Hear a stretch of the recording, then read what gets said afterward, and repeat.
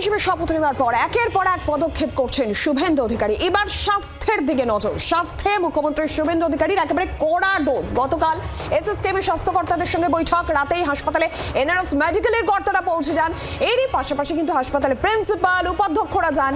প্রত্যেক বিভাগ পরিদর্শন করেন প্রিন্সিপাল এবং উপাধ্যক্ষ।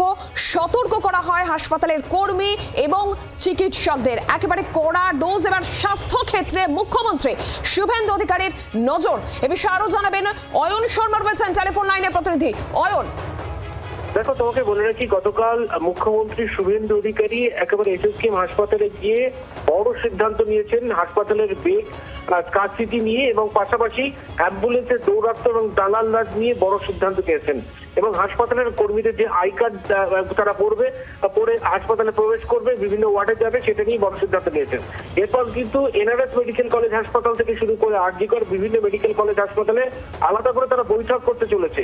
এবং তোমাকে বলে রাখি যে গতকাল মুখ্যমন্ত্রীর বৈঠকের পর এনআরএস মেডিকেল কলেজ হাসপাতালের প্রিন্সিপাল এবং এমএসবিপি তারা রাতেই হাসপাতাল ভিজিট করেন এবং সেখানে গিয়ে চিকিৎসক থেকে শুরু করে স্বাস্থ্যকর্মীদের রীতিমতো কড়া ডোজ দেন। তারা জানিয়ে দেন জুনিয়র চিকিৎসকদের উপরে একেবারে তাদের দায়িত্ব কি, তাদের উপরে দায় ছেড়ে দিলে চলবে না। সিনিয়র চিকিৎসকদের উপস্থিতি মাস্ট, সে রাত হোক দিন হোক সমস্ত সময় উপস্থিতি মাস্ট। কেউ যদি টাকা নেন রোগী ভর্তির নামে, সেটা তার নিজের দায়িত্বে নেবেন, হাসপাতাল কর্তৃপক্ষ এর মধ্যে থাকবে না, হাসপাতাল কর্তৃপক্ষ দায়ী নয়।